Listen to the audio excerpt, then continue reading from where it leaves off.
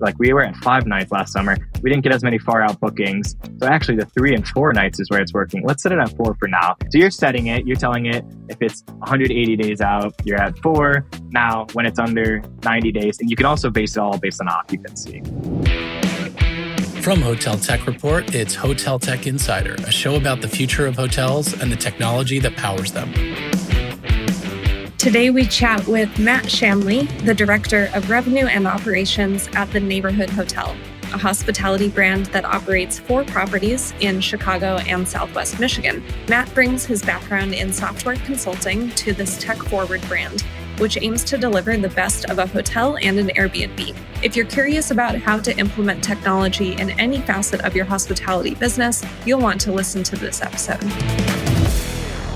I'd like to kick off the conversation learning a bit more about your background. So if you could please introduce yourself, let us know what you're doing now, what your career has been like so far, and a couple things maybe you're looking forward to in the future. For sure. So the Neighborhood Hotel is a hybrid apartment style hotel where we marry the best of a hotel experience with the best of an Airbnb experience. So what we mean by that is, well, what do you think about when you think of what's good about a hotel? It's reliable, it's clean, well maintained. You really know what you're getting. And what's the best of an Airbnb? I personally like, the spaciousness of it. You've got typically a kitchen, a living area. A lot of times it'll have, more interesting design. It's curated by somebody who lives there. It's typically, located in the heart of a neighborhood. Got remote check-in, so you don't have to wait at a front desk. You can kind of come and go as you please. And the whole thing just really allows you to live more like a local. With that said, we've all booked Airbnb, and I'm sure we've had fantastic experiences, some not so good ones, because they're not all professionally managed. So they're not as reliable as obviously a hotel. Sometimes, the pictures don't necessarily tell a story, or you show up and your code doesn't work, or it might not have been cleaned. Certain things like that. So really the foundation of the brand was marrying those two things of what we like about hotels, what we like about Airbnbs.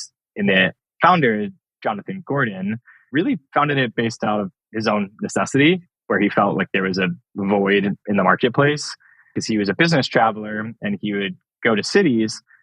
His whole experience would be isolated in a single hotel. The room is there, the meeting space, there's restaurants where you're getting breakfast, lunch, sometimes even dinner. So you could be there for several days and never leave the hotel. So on one of his trips, he actually booked an Airbnb, which allowed him to explore a neighborhood. He's got a craving for, finding interesting restaurants, getting those kind of more local experiences. And he had a great time. Booked another, wasn't as great because of some of those things I just listed, the unreliability. So because of that, he's like, well, there should be something that marries these two things, right? So in 2020, that's when our first building opened up in Lincoln Park. So the company is based out of Chicago. Lincoln Park, is northeast of the city, closer to the lake. We took a traditional apartment building with 14 suites, renovated it because it's an 1890s building. So we like buildings with a lot of history and character and A+ locations. We furnished it, and then we opened it up as an apartment style hotel. As you can imagine, not necessarily the best time to launch a hospitality brand, with that whole COVID thing happening. But the fact that they were larger units, which had, kitchens and washer dryers, that actually allowed us to get some longer term leases while we ramped it up as a hotel and people actually started taking trips and participating in tourism again. And the response was fantastic. And it allowed us to do a couple of things too. It was a little bit slower ramp up, being that people took a while to really start traveling and occupying it, at least the transient people. We did have half the building as long-term leases. But with those transient guests, we were able to kind of dial in how this is going to operate, right? Because we're also not traditional in the sense that we don't have everything a hotel has in terms of when you walk in the lobby, there's not a front desk. There's not a concierge. We've tried to digitize all of that. So instead of having a concierge, we actually have a custom field guide that gets sent to you, 5 days prior to your arrival, or it's also sitting for you in the suite so you can flip through it, if you care about those things. Same with the check-in.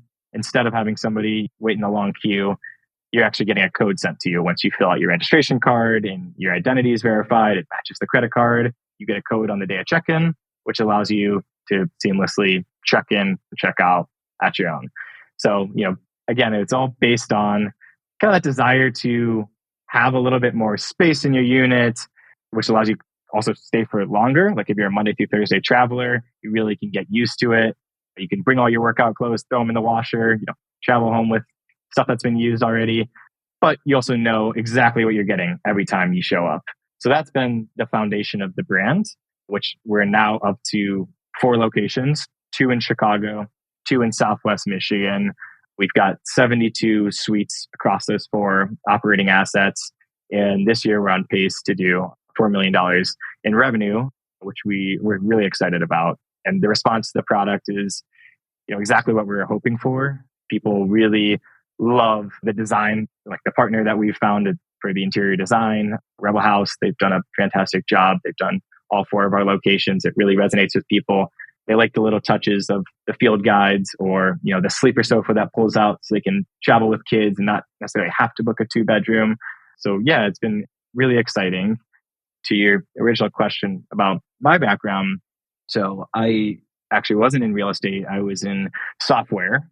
So I graduated from the University of Michigan in 2018, moved to Chicago and worked for Huron. And we were software consultants in higher education and the healthcare space. And it really nicely ties into what I'm doing now and the conversation we're going to have, because we would work at these large institutions and they would purchase really big ERP and HR systems to fund, everything that happens on campus or in the hospital. So they would buy like a Workday, Oracle Cloud, and we would help them basically consolidate all the processes they're doing, all the data, all the reporting into this one system. Because as you can imagine, if you go to the University of Michigan and there are all these different faculty that need to get hired and all these different systems, fundraising, grants, all of that. And it was very fragmented. So our job was to consolidate. Let's streamline the business processes. Let's make sure all our data is good. So we have a centralized place to report from.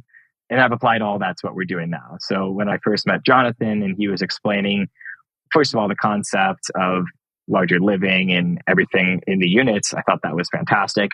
But then how he said we want to operate at a hotel in terms of the revenue that we're producing, but try and keep the expenses closer to, running an apartment building. And the way we're going to do that is by leaning into technology. So that just kind of lit my eyes up, because then I was able to apply what I was doing at Huron to, okay, well, so what are the systems now? Where can we really kind of streamline everything, consolidate, and make sure there's a good centralized hub that is sturdy and reliable? And then we can start adding in all the fun things. So that's kind of how my background tied into this. And it's just been a really fun ride. Learned a lot. And, we're still getting better every day. But it really has been the adoption of technology that's fueled us to this point. So let's dive right into the tech stack. Curious to hear from you. What is your most critical technology partner or the system that's most important to operations in your org? Really good question. And it's a little tricky only because we really try to think of our tech stack holistically. It's like almost a living, breathing thing it's always fluid. It's always getting better. But I think it goes back to really the foundational piece, right? So the first thing I really vetted when stepping into this role was the property management system, right? You got to get that thing right, because that is where all the information is feeding in and out of, right? That's what's housing the reservations. You're going to start pushing your pricing and restrictions in there. And then all of the other integrations really rely on that system to feed out and work. So that was the first thing I did when I stepped in was, all right, let's demo all these technologies, interview for customer service. That's always key, making sure you have a good resource on the other end who can help catch you up to speed and tell you about new things or listen to your requests. And we landed on Muse, which has been a really strong partner of ours. We've grown with them, great customer support, all of that good stuff. And that was a big process. Then we were migrating over from our legacy system, but it gave us a clean slate to get things right, to get all of the accounting set up correctly, make sure we're cleaning all our data and setting up a good foundation for our integrations. And then I think the next couple foundational pieces were our revenue management system, which we use Price Labs for. Really fantastic tool as well. That's we're setting algorithms based on our comp sets. It's looking at both Airbnbs that we can aggregate based on, they had a 4.5 or higher rating. You literally are selecting the listings so you can give a look and feel of what these people are listing at. Is that comparable to our product? Yes. So it's going to aggregate that and say, where they're pricing at. And then also all the hotels in the area too. So it's nice that it pulls in both those things because again, that's really what we're trying to marry. So Price Labs is a great tool in terms of setting your rates and also the restrictions. I think that's one of the areas they absolutely are headed and shoulders above because there's so much automation going on with like how many length of stay, basically the restrictions around how long you are allowing people to book for, which is really interesting because like our Southwest Michigan properties, that market's super seasonal. And so, you can think of how critical it is to get June through really, end of August, early September, you got to maximize those days. So you need to know, a year out, people are booking it. How many nights should we be? Where should the pricing be at? And then also automating if we've got 2-3 night bookings, well, then we got to drop that to one night. Like we got to really, really maximize, which has worked. I think we're at 95% at our Grand Beach property this month, which is fantastic and a big help because of Price Labs. Right? You can't be doing those things manually. You need them automated, especially when you're trying to scale. Talk to me a little more about the automation piece. I think this is really interesting for our audience to sort of think about automating some of these revenue management practices. So how does that work with Price Labs? Do you need to give some input or like set a strategy and then Price Labs follows rules that you set? A little bit of both, right? So we're coming up with, based on, now it's nice having historical data to rely on, but you can look at, length of stay, what were people booking at, and where are they booking at the highest ADR, right? And so then we're saying, okay, actually these 3 and 4 nights, like we were at 5 nights last summer, we didn't get as many far out bookings. So actually the 3 and 4 nights is where it's working. Let's set it at 4 for now. So you're setting it, you're telling it if it's 180 days out, you're at 4. Now, when it's under 90 days, and you can also base it all based on occupancy, right? So if it's not getting booked, then it's going to start dropping it sooner. But if it's staying booked, we're going to keep it at 4. So you can set up all these rules and you have to come up with a strategy, right? But then you can just trust it. You can rely on it. Another huge automation piece has been what we consider these orphan days. So that was tricky too, is like if you have 3-night minimum on the weekends, then people book Monday to Friday, and then there's a Sunday to Tuesday. Well, now you got a 2-night one, but there's technically a 3-night minimum there. Like it has to know to drop that to 2, or it has to find those where there's just 1 night and drop it. And also we can add like a premium to that 1 night. So we, for a while, weren't doing 1-night bookings because the cost to turn it, was high. But now we can add a premium to it. You can actually bake that cleaning fee in to offset it. So now we're getting all these 1-night bookings coming in. It's a really flexible tool. You definitely do need to have a strategy, right? You want to be mindful of historical data or look at your comp sets. Where is everybody else coming in terms of length of stay? But then once those rules are set, it's been nice to really be able to rely on them to actually make those changes to the length of stay. I want to step back and talk a little more about your PMS, Muse. You mentioned you migrated from a system you were using previously. Can you talk to me a bit about the process to find Muse? You mentioned you looked at a few vendors. What were the criteria that helped you choose Muse? What were you looking for? How did you vet a few different systems to land on one that you went with? It's a combination of things. So one, we demoed a lot. At that time, very early stages, we had 1, maybe 2 hotels live. So cost was definitely a factor then, right? I'm not gonna lie, there are like definitely more robust ones that if you have larger unit buildings might make sense. But for where we were at in terms of like the size of our buildings and the revenue our company was generating, it was a really good price point. And it allows for you to really onboard new hotels quite easily and to have more of like an enterprise level look. So it's super easy to kind of toggle between the 4 we have now, hopefully adding a couple more pretty soon here. And so it really is like each time we wanted it to be able to grow pretty easily. Also, unlimited number of integrations. They had a lot in their marketplace. And actually, we found more recently that, if we find someone, they're like willing to onboard them to the marketplace. So like I said, they've also good customer service that has allowed us to really grow with them, because I think that, bringing new people to the marketplace helps them too. And then finally, like, they have really nice real-time reporting, which was critical. We didn't have that before. It was a lot of exporting, building our own dashboards, which works, but it's just taking time. And when you're a lean, small startup team, time matters, and they had that stuff real time. One other foundational piece I'm curious about is communication with guests, like the contactless check-in process. I'm sure that it's crucial that the guest receives their code, and that if the guest has problems, they need to be able to reach someone on your team. So what kind of tech do you use to manage the guest experience? There's like almost 3 buckets I'd consider, like foundational, property management, revenue management, channel manager, and then operational and revenue. And so the operational one, to your point, critical, especially with no front desk or someone to immediately physically bounce questions off of. So we rely really heavily on that. And I think the first piece, to your point, remote access. How do we make sure that is streamlined and right every time? Because if you show up and your code doesn't work and you're stuck out and it's the middle of the night, you're going to have a problem. So that is one of the number one things that we focus on, that people obviously care about, as they should. So we partnered with Aparthotel very early on when we were designing our first building, and they basically integrate with our property management system. So they take all the reservations that come in and they create the reservation in their system, which creates a unique code for that guest. And it is only accessible based on, you can set the parameters for, let's say, 2 p.m. on the day of check-in, or check-in 3 p.m., and then noon on the day of checkout. And so it's all automated. And they actually then push that code. Well, they first push it to the lock. So, you have to have the right door hardware.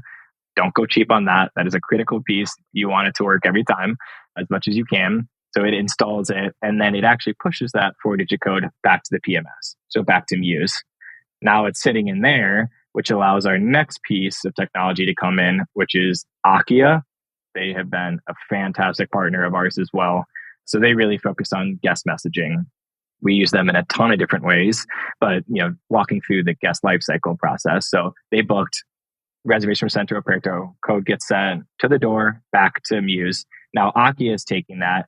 So Akia has actually been involved when you booked. So once you book, whether you booked on Airbnb, Expedia, or direct, where actually most of our business comes, you're going to get a text from Akia, text or email, kind of depends on how you filled out your preference. But let's say it's a text. So you get that text and it's saying, hey, thanks for booking at the neighborhood hotel. You have a link. It shows recap of your reservation, check-in dates, the unit you booked, ask for a little bit more information, how'd you hear about us, all that good stuff. But then that's also we're using that as our guest verification. So you then have to take a picture of your driver's license or passport and a selfie of yourself. It's then looking at that, making sure those two things match. That's one of the checks. Making sure it's valid. That's another check. And then it's also tying, is it matching the name on the reservation? And you can even take it a step further. Does the credit card match? So that's like a key step. And if there's any red flags along the way, our team gets involved. Because sometimes, there are legitimate cases where it isn't right. If somebody booked on your behalf, so the credit card doesn't match, but you just get on the phone, you clarify that stuff. And then you've got that thread to text if you're more comfortable texting. Obviously, we have a hotline too to call, but a lot of people are totally comfortable texting. So then on the day of check-in, that 4-digit code, Akia picks that up. It's got a templated email with a lot of great information. It's got like that link to the field guide, which I mentioned earlier, that has great details about what to do in the neighborhood. It's got very specific check-in instructions, and then it's got your suite number, your code. And so you've got all your info. Got a question, maybe you're trying to do early check-in, things like that, either text or call, get that sorted, you can update when the codes install on our ends, and then you show up, enter your 4-digit code, the same code on your suite, and then boom, you're in. Akia has been great in terms of automating all of that, and then there's really nice automation in terms of follow-up. So, if it's a longer-term guest, we're going to check in with you 48 hours and say, hey, how's your stay going? What can we do to help? Anything to flag or note for our team? And then at the end of your stay, it's going to send a message just asking how things were going. if there's anything we could have done better. So it's really nice. And then you can report on all that stuff, really big on reporting. So it's always fun to see, internally, how many 1 out of 5s did we get? How many new guests? It's also pulling in length of stay and all that really interesting stuff. And then we can look back and see how many text we handled and how many of that was handled through automation.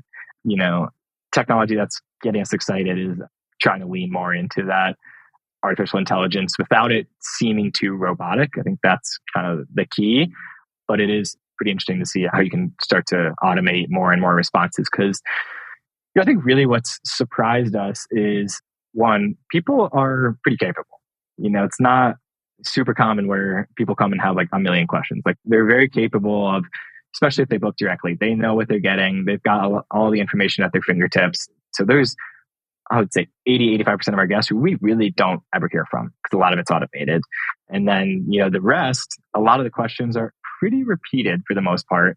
So I think there's a really big chance to lean into even those questions that do come up, just getting smarter on how we can kind of automate them or just make it quicker to respond so that the guest is just always, we're right there to feel like, there is somebody at a front desk downstairs, but really it's just, we're here in the office.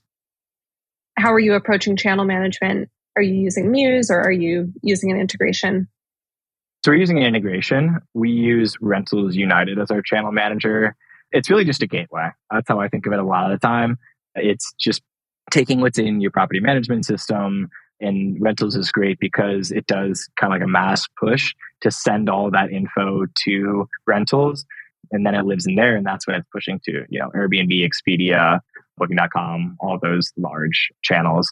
But it's nice because it pushes like the images and the descriptions, in addition to obviously pricing and restrictions. But it's nice when you're doing like seasonal updates to be able to just change the pictures and maybe tweak the descriptions, move up information where you need to in one place, and then know that it's pushing to everywhere else. Because we are listed on quite a few channels. Recently, we've got on Marriott Homes and Villas, which was really exciting. Actually, I think only the second location in Chicago to be on there. And it was super seamless to just get on that platform, right? Channel management didn't exist. That would be unbelievably time consuming. But it's really nice to just a little bit more than flip a switch, but sometimes it really is that easy. And so, Rentals has been great for that. And if we didn't have that, obviously, it would just be extremely difficult to manage a calendar. Muse does definitely have some direct integrations, so that's an option. It just really depends on if you want to be on a lot of channels. They don't have everything, so it's worth having a channel manager for. And Rentals has been another really solid partner, critical piece to that foundation of the tech stack. I'm hearing a lot in the industry about personalization and learning a little more about guests, being able to incorporate those learnings into a more personalized experience. Are you using any software for CRM, or how are you thinking about building out that guest profile? So that is when we think about our brand, and a lot of question we get is, who is your customer, right? And it differs truly based on location. But that's why I'm super excited about what we're doing with the Google Analytics and Amadeus stuff, because now we can even layer in, and this is a piece I'm trying to work on, is, like I said earlier, we are grabbing even like driver's license and things like that. So the information that if we could figure out how to extract everything that's on there, we're already getting a lot based on where people filled out the registration card, where they put as their dates and everything. But even if we could get their age and different things like that, that would be fantastic. Or just validating that we have the right zip codes that we're targeting in our Google Ads campaigns and our Meta, all of that stuff. So that is really something we want to lean into as well. Another funny piece is, I think we could even almost cater the messaging that we send. So I don't want to pick on this population, but our hotel is definitely, I would say, like the average person's probably in young 30s maybe. So sometimes when someone in, say like 65 or older shows up, they book through Booking.com or Expedia, where they always book their hotel, they're expecting a traditional hotel, right? So they show up and they don't have anybody checking them in. That can be like pretty startling. And obviously we're right there to like walk them through it virtually. But if we knew ahead of time that this population is checking in, we could have a totally different approach. Flag them in the PMS, give them a call that morning or the day before saying, hey, what time are you arriving? Just wanted to remind you, we are remote access. So you're going to get that code sent at 11:30. If you don't get that, please give us a call so we know that so there's like a little more hand holding we could do. So yeah, another initiative we want to do is understand the segmentation, because Aki also gives us really good stats on like heat maps of throughout the day where the most messages coming in and things like that. So that's fun to dig into. But if we could even build it out based off the customer profile and like the number of messages we receive based on people 40 to 50, 50 to 60, or even regional, like if people in Chicago may be more familiar with the brand, they know it, they're like, it's pretty endless. And this is all very new, like that enhanced booking engine where we're getting zip codes and things like that. But I think that's why everybody's eyes are kind of lit up with the possibilities. Because again, like the goal is to just make it so that everybody's happy. And I think, where that can fall off is with some sort of miscommunication. So if we can get ahead of it, as you said, that just makes everybody more comfortable and ultimately a better experience for both of us. Well, we've talked a lot about the tech that you have in place today. Anything on your wish list? If you had extra bandwidth or extra budget, what's something that you would implement if you could? So one of the technologies that we're really excited about, and this is not something I've done before, is they're really in beta phase. And they are looking for operators like us to kind of help grow the product. So we are working side by side with them. They want us to use it in real time, give them feedback, and they keep tweaking the tool. I've never done anything like that. Like you have a full house of engineers behind you, like a dream, who gets to have that?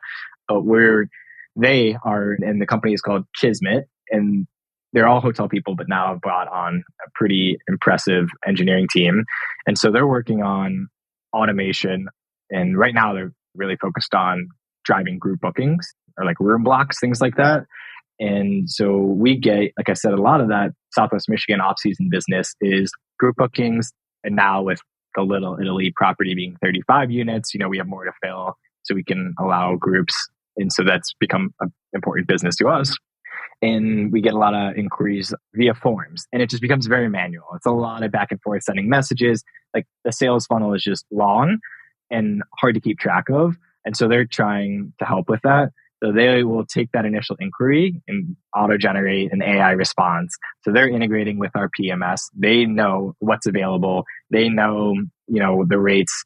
They can also say, is this like a good business, right? Because Grand Beach, if somebody's looking to book 2 nights for a wedding in the summer, that's not a good booking for. Like we need those 4 or 5 nights.